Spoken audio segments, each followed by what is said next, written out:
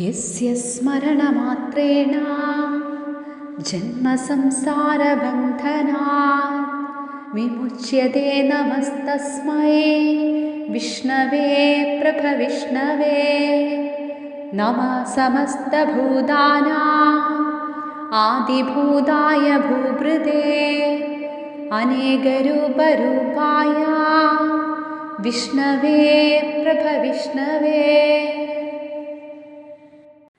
ദ്വിതീയ സ്കന്ധത്തിലെ 5-ാമത്തെ അധ്യായം തത്വങ്ങളുടെ ഉദ്ഭവവും ബ്രഹ്മാണ്ഡ നിർമ്മാണ വർണ്ണനയും. നാരദ ഉവാച. നാരദൻ ബ്രഹ്മദേവനോട് ചോദിക്കുകയാണ്, ദേവദേവ നമസ്തേസ്തു ഭൂതഭാവന പൂർവജ തദ്വിജാനീഹി യത് ജ്ഞാനമാത്മതത്വ നിദർശനം. പ്രാണിവർഗങ്ങളെ സൃഷ്ടിക്കുന്നവനും എപ്പോൾ ജനിച്ചുവെന്ന് പറയാൻ പറ്റാത്ത വിധം അനാദിയും ദേവന്മാർക്കും ദേവനുമായിരിക്കുന്ന അല്ലയോ ബ്രഹ്മദേവ, അങ്ങേക്ക് നമസ്കാരം.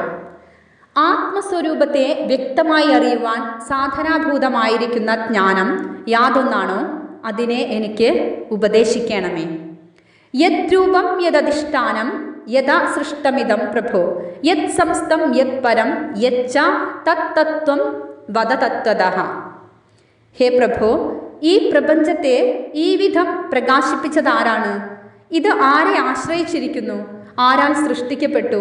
ആരിൽ ലയിക്കുന്നു? ആർക്ക് സ്വാധീനമായിരിക്കുന്നു? ഇതിൻ്റെ സ്വരൂപം എന്താകുന്നു? ഇതിൻ്റെ പരമാർത്ഥത്തെ ശരിയായി അരുളി ചെയ്താലും.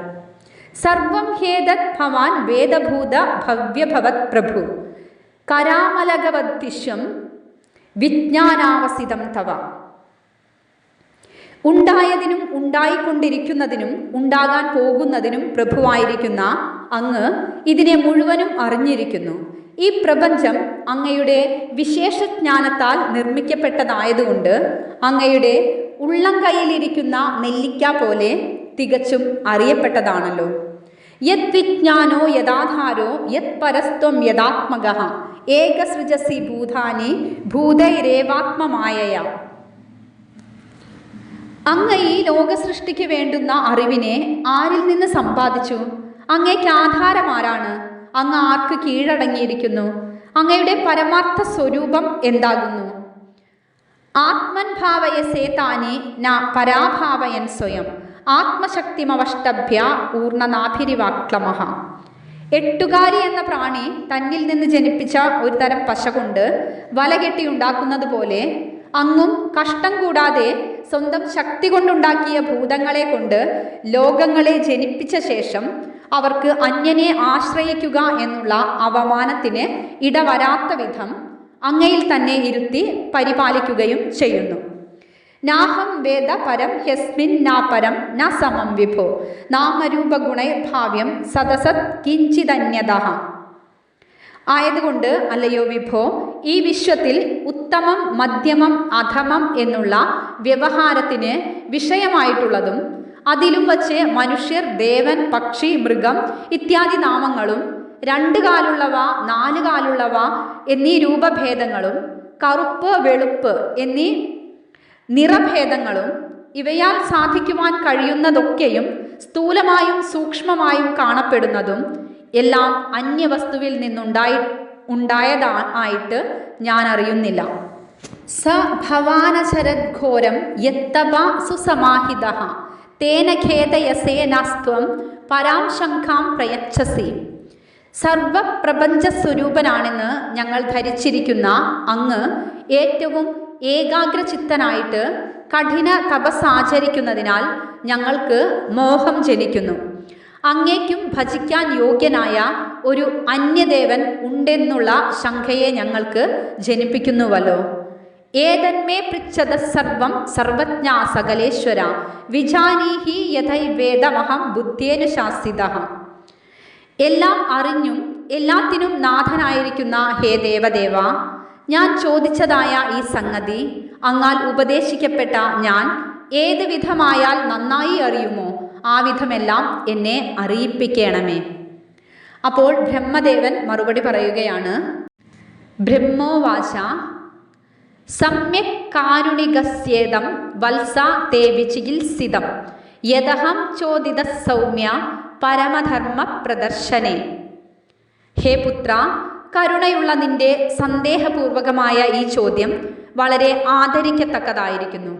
എന്തുകൊണ്ടെന്നാൽ പരമപുരുഷന്റെ വീര്യത്തെ പ്രകാശിപ്പിക്കുന്നതിൽ നീ എന്നെ ഉത്സാഹിപ്പിച്ചിരിക്കുന്നു. എനിക്ക് ഭഗവാന്റെ വീര്യത്തെ വർണ്ണിക്കുവാൻ സംഗതി വരുത്തിയ ഈ പ്രശ്നത്താൽ നീ എൻ്റെ നേരെ കാരുണ്യത്തെ പ്രകാശിപ്പിച്ചതായി ഞാൻ വിചാരിക്കുന്നു. നാനൃതം തവ തച്ചാപി യഥാ മാം പ്രബ്രവീഷിഭോ അവിജ്ഞായ പരം മത്ത ഏതാവത്വം യദോഹിമേ. ഹേ വത്സ, നീ എന്നെ ഈശ്വരനാണെന്ന് കരുതി പറഞ്ഞതും അത്യന്തം അസത്യമല്ല. എന്തുകൊണ്ടെന്നാൽ യാതൊരു പരമപുരുഷൻ നിമിത്തം എനിക്ക് ഇത്രത്തോളം പ്രഭാവം സിദ്ധിച്ചിരിക്കുന്നുവോ അവനെ അറിയാത്തതുകൊണ്ടുള്ള നിന്റെ ഈ വചനം ബുദ്ധിപൂർവം പറയുന്നതായ അസത്യവാക്കല്ല, ഭ്രാന്തി നിമിത്തം പുറപ്പെട്ടതു മാത്രമാകുന്നു. യേന സ്വരോചിഷാവിശ്വം രോചിതം രോചയാമ്യഹം യഥാർക്കോഗ്നിര്യഥാ സോമോ യഥക്ഷഗ്രഹതാരകാഹ. യാതൊരു ദേവനാൽ സ്വപ്രകാശത്താൽ ആദ്യമായി പ്രകാശിപ്പിക്കപ്പെട്ടതായ ഈ ലോകത്തെ അശ്വതി മുതലായ 27 നക്ഷത്രങ്ങൾ, സൂര്യാദിഗ്രഹങ്ങൾ, ഇതര നക്ഷത്രങ്ങൾ എന്നിവ ചൈതന്യ പ്രകാശിത വസ്തുക്കളെ പ്രകാശിപ്പിക്കുന്നത് പോലെ ഞാൻ സൃഷ്ടിവ്യാപാരത്താൽ പ്രകാശിപ്പിക്കുന്നു. തസ്മൈ നമോ ഭഗവതേ വാസുദേവായ ധീമഹി യന്മായയാ ദുർജയയാ മാം ബ്രുവന്തി ജഗദ്ഗുരും.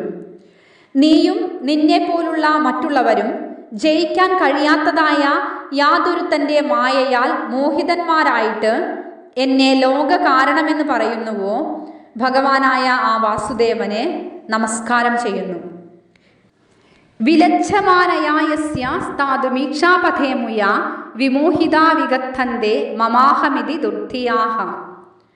ആ ഭഗവാന്റെ കണ്ണുകൾക്ക് മുൻപാകെ നിൽക്കാൻ ലജ്ജിക്കുന്ന ആ മായയാൽ മോഹിപ്പിക്കപ്പെട്ട ദുർബുദ്ധികൾ എൻ്റേതെന്നും ഞാനെന്നും ശ്ലാഘിച്ചു പറയുന്നു. ആ മായയുടെ കാപട്യം ഭഗവാൻ മാത്രം അറിയുന്നു. ദ്രവ്യം കർമ്മ ച കാലശ്ച സ്വഭാവോ ജീവ ഏവ ച വാസുദേവാത് പരോ ബ്രഹ്മൻ ന ചാന്യോർത്തോസ്തി തത്വതഃ. ഹേ നാരദ, ലോകസൃഷ്ടിക്ക് ഉപാദാനദ്രവ്യങ്ങളായ മഹാഭൂതങ്ങൾ, ജന്മാദികൾക്ക് കാരണമായ കർമ്മം, കർമ്മങ്ങൾക്ക് ഫലങ്ങളെ കൊടുക്കാനുള്ള ശക്തിയുടെ പരിപക്വാവസ്ഥാരൂപമായ കാലം, ആ കർമ്മത്തിൻ്റെ പരിണാമത്തിന് ഹേതുവായ സ്വഭാവം, അതിനാലുണ്ടാകുന്ന സുഖദുഃഖാദി ഫലങ്ങളെ അനുഭവിക്കുന്ന ജീവൻ എന്നിവയെല്ലാം ഭഗവാൻ വാസുദേവൻ തന്നെയാണ്. പരമാർത്ഥത്തിൽ വാസുദേവനെ കൂടാതെ അന്യമായ വസ്തു യാതൊന്നുമില്ല. നാരായണ പരാവേദ ദേവാ നാരായണാംശജ നാരായണ പരാലോക നാരായണ പരാമഖ നാരായണ പരായോഗോ നാരായണ പരം തപ നാരായണ പരം ജ്ഞാനം നാരായണ പരാഗതി. വേദങ്ങൾ ശ്രീനാരായണ തത്വത്തെ പ്രകാശിപ്പിക്കുന്നവയായതുകൊണ്ട് നാരായണ സംബന്ധികളാണ്. ദേവന്മാർ ശ്രീനാരായണന്റെ അംശത്തിൽ നിന്നും ഉണ്ടായവരാണ്. സ്വർഗാദി ലോകങ്ങൾ നാരായണനെ സംബന്ധിച്ചവയാണ്. യാഗങ്ങൾ നാരായണനെ ചേർന്നവയാണ്. യോഗവും നാരായണനെ അറിയാനുള്ള ഒരു തരം മാർഗമാണ്. യോഗസാധ്യമായതും ചിത്തത്തിൻ്റെ ഏകാഗ്ര സ്വരൂപമായ തപസ്സും നാരായണ സംബന്ധിയാണ്. അതിനാൽ സാധിക്കാത്തതായ ജ്ഞാനവും നാരായണപരമാണ്. ജ്ഞാനത്തിൻ്റെ ഫലമായ ഗതിയും നാരായണനെ സംബന്ധിച്ചതാണ്. തസ്യാപി ദൃഷ്ടുരീശസ്യ കൂടസ്തസ്യാഖിലാത്മനഃ സൃജ്യം സൃജാമി സൃഷ്ടോഹമീക്ഷയൈവാപി ചോദിതഃ. ആ ഭഗവാനാൽ സൃഷ്ടിക്കപ്പെട്ട ഞാൻ സർവസ്വരൂപനും എല്ലാറ്റിനെയും കണ്ടുകൊണ്ടിരിക്കുന്ന നിർവികാരസ്വരൂപനും ഈശ്വരനുമായ അവൻ്റെ കടാക്ഷത്താൽ പ്രേരിപ്പിക്കപ്പെട്ടവനായിട്ട് ആ പരമപുരുഷൻ സൃഷ്ടിക്കേണ്ടതായ പ്രപഞ്ചത്തെ ഞാൻ അവൻ്റെ ആജ്ഞാനുസരണം സൃഷ്ടിക്കുന്നു.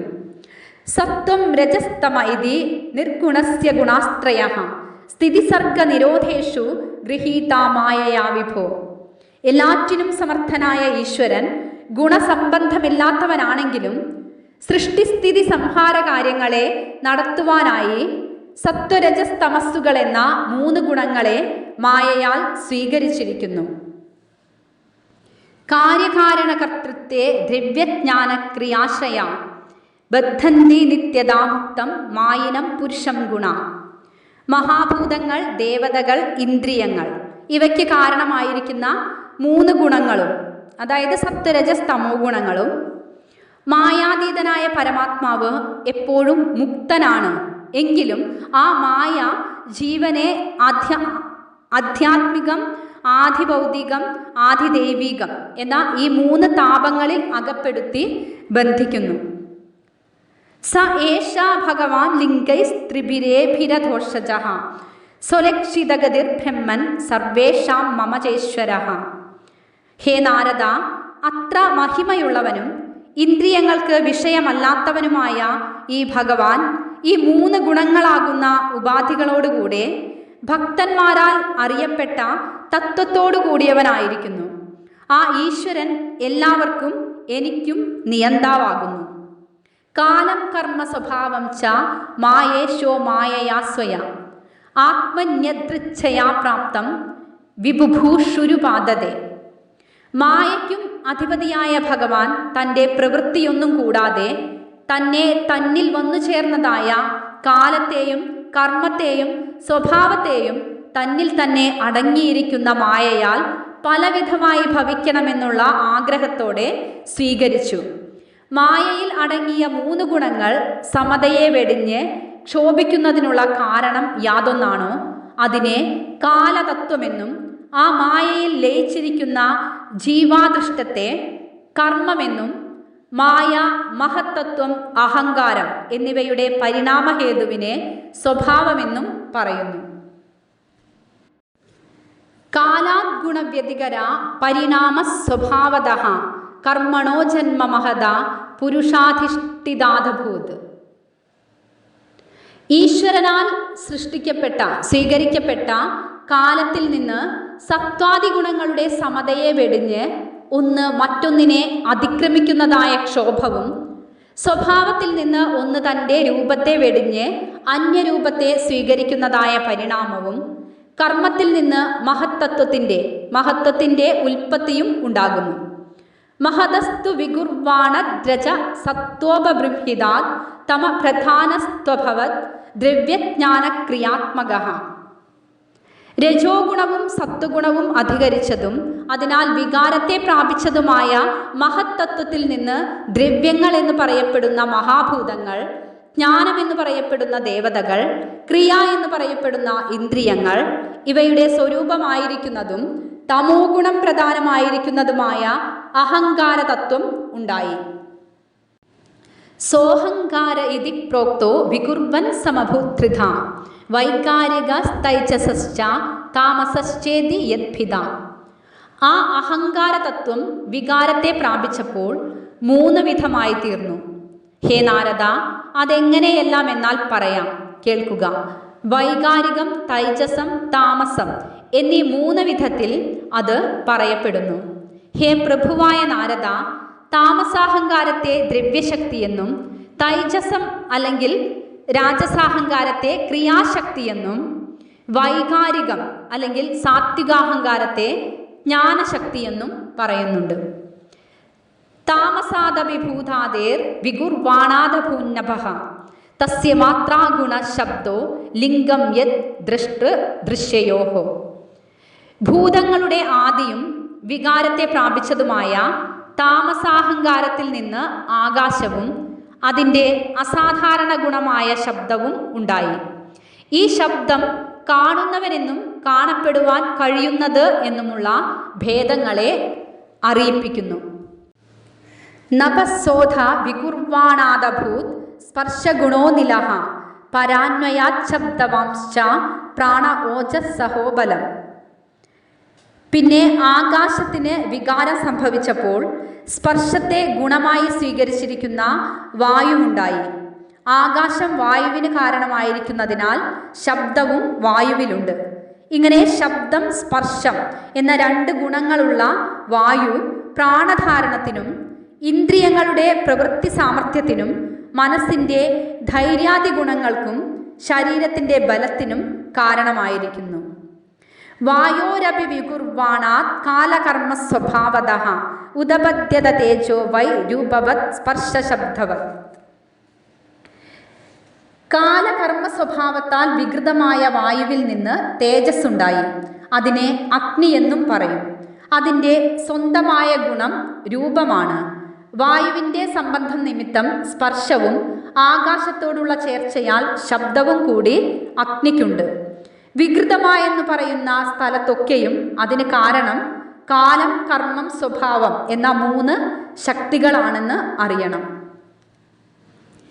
തേജസസ്തു വികുർവാണ ദാസീദംബോ രസാത്മകം രൂപവത് സ്പർശവച്ഛാംഭോ ഘോഷവച്ഛ പരാന്വയാത്. വികൃതിയെ പ്രാപിച്ചതായ തേജസ്സിൽ നിന്ന് രസമാകുന്ന ഗുണത്തോടു കൂടിയതും ആകാശം, വായു, അഗ്നികളുടെ സംബന്ധം നിമിത്തം അവയുടെ ഗുണങ്ങളായ ശബ്ദം, സ്പർശം, രൂപം ഇവ ഉള്ളതുമായ ജലമുണ്ടായി. വിശേഷസ്തു വികുർവാണ ദംഭസോ ഗന്ധവാനഭൂ പരാന്വയാദ്രസസ്പർശ ശബ്ദരൂപഗുണാന്വിതഃ. വികാരപ്പെട്ടതായ ജലത്തിൽ നിന്ന് ഗന്ധമാകുന്ന ഗുണത്തോടുകൂടിയ ഭൂമിയുണ്ടായി. അതിൻ്റെ കാരണമായ മറ്റ് ഭൂതങ്ങളുടെ സംബന്ധം നിമിത്തം രസം, സ്പർശം, ശബ്ദം, രൂപം എന്ന ഗുണങ്ങളും ഭൂമിക്കുണ്ട്. വൈകാരികാത്മനോജജ്ഞേ ദേവാ വൈകാരികാദശ ദിഗ്വാദാത്ക പ്രചോദശ്രീ വഹ്നീന്ദ്രോപേന്ദ്രമിത്രക. സാത്വികാഹങ്കാരത്തിൽ നിന്ന് മനസ്സും അതിൻ്റെ അധിഷ്ഠാന ദേവതയായ ചന്ദ്രനും ഉണ്ടായി. ദിക്ക്, വായു, സൂര്യൻ, പ്രചേതസ്, അശ്വികൾ, വഹ്നി, ഇന്ദ്രൻ, ഉപേന്ദ്രൻ, മിത്രൻ, ബ്രഹ്മാവ് എന്ന 10 ദേവതകൾ സാത്വികാഹങ്കാരത്തിൽ നിന്ന് ജനിച്ചവരാണ്. ഇവർ 10 ഇന്ദ്രിയങ്ങളിൽ വസിക്കുന്നവരായതുകൊണ്ട് ഇവരെ ഇന്ദ്രിയാധിഷ്ഠാന ദേവതകൾ എന്ന് പറയുന്നു. തൈജസാത്തു വികുർവാണാദിന്ദ്രിയാണി ദശാവഹൻ ജ്ഞാനശക്തി, ക്രിയാശക്തി, ബുദ്ധി, പ്രാണസ്തു തൈജസൗ. വികാരപ്പെട്ടതായ രാജസാഹങ്കാരത്തിൽ നിന്ന് 10 ഇന്ദ്രിയങ്ങളുണ്ടായി. അവയിൽ ജ്ഞാനേന്ദ്രിയങ്ങൾ 5, കർമ്മേന്ദ്രിയങ്ങൾ 5, ബുദ്ധിയും പ്രാണനും രാജസാഹങ്കാരത്തിൽ നിന്ന് ജനിച്ചവയാണ്. അതുകൊണ്ടാണ് ജ്ഞാനേന്ദ്രിയങ്ങളെയും കർമ്മേന്ദ്രിയങ്ങളെയും രാജസാഹങ്കാരത്തിൽ നിന്ന് ജനിച്ചവ എന്ന് പറഞ്ഞത്. യഥൈതേ സംഗതാഭാവ ഭൂതേന്ദ്രിയ മനോഗുണ യഥായതന നിർമ്മാണേ നശേഗുർ ബ്രഹ്മവിത്തമ. ഗന്ധം മുതലായ ഭൂതഗുണങ്ങൾ, ഇന്ദ്രിയ ഗുണങ്ങൾ, മനസ്സിൻ്റെ ഗുണങ്ങൾ എന്നീ ഭാവപദാർത്ഥങ്ങൾ എപ്പോൾ ഒന്നോടൊന്ന് യോജിക്കാതെ വിഭിന്നങ്ങളായിരിക്കുന്നുവോ അതിനാൽ ബ്രഹ്മാണ്ഡരൂപമായ ശരീരത്തെ സൃഷ്ടിക്കുവാൻ അവയ്ക്ക് എപ്പോൾ ശക്തിയില്ലാതെ ഭവിച്ചുവോ? തഥാ സംഹത്യ ചാന്യോന്യം ഭഗവത് ശക്തി ചോദിത സദസത്വമുപാധായ ശോഭയം സസൃജുർഹ്യത. അപ്പോൾ ഹേ നാരദ, ഭഗവാന്റെ ശക്തിയാൽ പ്രേരിപ്പിക്കപ്പെട്ടവയായിട്ട് ഒന്നിനോടൊന്ന് യോജിച്ച സ്ഥൂല സൂക്ഷ്മഭാവത്തെ ഗ്രഹിച്ചിട്ട് സമഷ്ടി ശരീരത്തെയും വൃഷ്ടി ശരീരത്തെയും സൃഷ്ടിച്ചു. വർഷപൂഗ സഹസ്രാന്തേ തദണ്ഡമുദകേശയം കാലകർമ്മ സ്വഭാവസ്ഥോ ജീവോ ജീവമജീവയത്. ഒന്നിനോടൊന്ന് യോജിച്ചതായ ആ പദാർത്ഥം അനേകായിരം വർഷങ്ങൾ കഴിഞ്ഞപ്പോൾ ജലത്തിൽ ശയിക്കുന്നതായ ഒരു അണ്ഡമായി ഭവിച്ചു. കാലകർമ്മ സ്വഭാവത്തെ അധിഷ്ഠാനമായി സ്വീകരിച്ചിരിക്കുന്ന പരമാത്മാവ് അചേതനമായ ആ അണ്ഡത്തെ ചേതനവത്താക്കി തീർത്തു. പരമാത്മാവ് അതിൽ വ്യാപിച്ചതുകൊണ്ട് ആ അണ്ഡം ചൈതന്യസഹിതമായി ഭവിച്ചു. സ ഏവ പുരുഷസ്തസ്മാദണ്ഡം നിർഭിത്യ നിർഗതഃ സഹസ്രോർവം ക്രി ബാഹുക്ഷ സഹസ്രാനന ശീർഷവാൻ. ആ പരമാത്മാവ് തന്നെ ആ അണ്ഡത്തെ പിളർന്ന് അതിനുള്ളിൽ നിന്ന് 1000 തുടകൾ, പാദങ്ങൾ, കൈകൾ, കണ്ണുകൾ, മുഖങ്ങൾ, ശിരസ്സുകൾ എന്നീ അവയവങ്ങളോടുകൂടിയ പുരുഷനായിട്ട് പുറത്തേക്ക് വന്നു. എന്നിട്ട് വേറെ നിന്നു. യസ്യേഹാവയവൈർലോകാൻ കൽപ്പയന്തി മനീഷിണഃ കഡ്യാദിഭിരത്തസപ്ത സപ്തോർദ്ധം ജഘനാദിഭിഃ.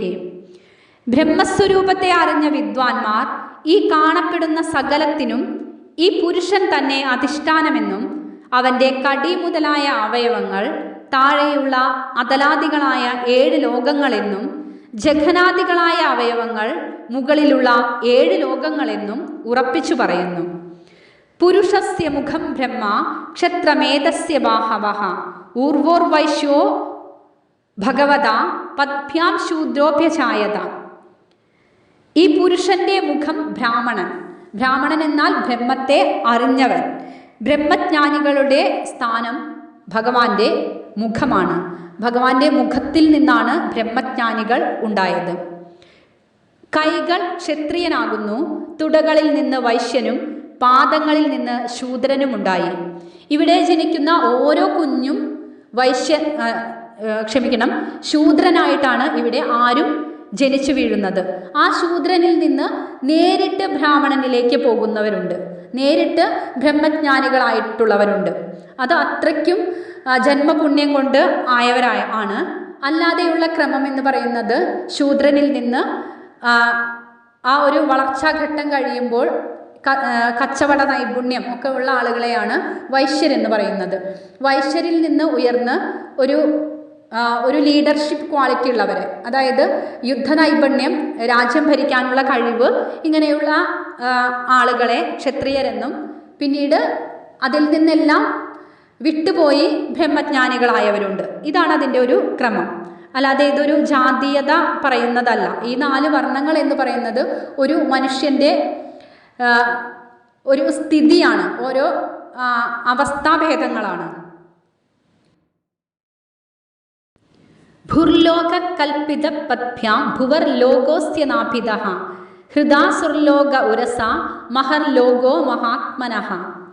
മഹാത്മാവായ ഈ പുരുഷന്റെ പാദങ്ങളിൽ ഭൂലോകവും നാഭിയിൽ ഭുവർലോകവും ഹൃദയത്തിൽ സ്വർഗലോകവും മാറിടത്തിൽ മഹർലോകവും കൽപ്പിക്കപ്പെട്ടിരിക്കുന്നു.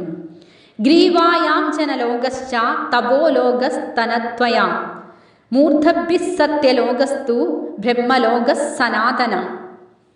കഴുത്തിൽ ജനർലോകവും 2 സ്തനങ്ങളിൽ തപോലോകവും ശിരസിൽ വൈകുണ്ഠം എന്നു പേരുള്ളതും സനാതനവുമായ സത്യലോകവും കൽപ്പിക്കപ്പെട്ടിരിക്കുന്നു. തത്കഡ്യാം ചാതലം നുക്ത മൂരുഭ്യാം വിതലം വിഭോ ജാനുഭ്യാം സുതലം ശുദ്ധം ജംഗാഭ്യാം തു തലാതലം. സർവത്ര നിറഞ്ഞിരിക്കുന്ന ആ ഭഗവാന്റെ അരക്കെട്ടിൽ നിന്ന് അതലവും 2 തുടകളിൽ നിന്ന് വിതലവും 2 മുട്ടുകാലുകളിൽ നിന്ന് മഹാബലി മുതലായ ഭക്തോത്തമന്മാരുടെ വാസം നിമിത്തം പരിശുദ്ധമായ സുതലവും 2 കണങ്കാലുകളിൽ നിന്ന് തലാതലവും ഉണ്ടായെന്ന് നിശ്ചയിക്കപ്പെട്ടിരിക്കുന്നു. മഹാതലം തു ഗുൽഫാഭ്യാം പ്രപദാഭ്യാം രസാതലം പാതാളം പാദതലത ഇതി ലോകമയപ്പുമാൻ. പുരുഷന്റെ 2 ഞെരിയാണികളിൽ നിന്ന് മഹാതലവും പുറവടികളിൽ നിന്ന് രസാതലവും ഉള്ളടികളിൽ നിന്ന് പാതാളവും ഉണ്ടായി. ഇപ്രകാരം ഈശ്വരൻ തന്നെ ലോകസ്വരൂപമായിരിക്കുന്നവൻ എന്ന് ധ്യാനിച്ചു കൊള്ളണം. അതിസൂക്ഷ്മമായ ഈശ്വര സ്വരൂപം സ്ഥൂലബുദ്ധിക്ക് വിഷയമാവുകയില്ല. ഭൂർലോകകൽപിത പദ്ഭ്യാം ഭുവർ ലോകോസ്യനാഭിതഃ സ്വർലോകകൽപിതോ മൂർധ്നി ഇതിവാ ലോകകൽപ്പന. ഈ മഹാപുരുഷന്റെ പാദങ്ങളിൽ നിന്നും കാലടി മുതലായ കടിവരെയുള്ള വിഭാഗങ്ങളിൽ നിന്നും പാതാളം മുതൽ ഭൂലോകം വരെ ഉള്ളവ ഉണ്ടായി. പാദത്തിൽ നിന്ന് കടിവരെയും ഭൂലോകത്തിൽ പാതാളം മുതൽക്കുള്ള 7 ലോകങ്ങളെയും ഉൾപ്പെടുത്തിയിരിക്കുന്നു. നാഭിയിൽ ഭുവർലോകവും മൂർധാവിൽ സ്വർഗം മുതൽ ബ്രഹ്മലോകം വരെയുള്ള ലോകങ്ങളും കൽപ്പിക്കപ്പെട്ടിരിക്കുന്നു. ഈ വിധവും കൽപ്പിച്ചിട്ടാണ് ലോകങ്ങൾ 3 എന്നുള്ള വ്യവഹാരം. ഇങ്ങനെ ഈ അധ്യായം സമാപിച്ചു. ഇതി ശ്രീമദ് ഭാഗവതേ മഹാപുരാണേ ദ്വിതീയസ്കന്ധേ 5മോധ്യായഃ. ഓം നമോ ഭഗവതേ വാസുദേവായ.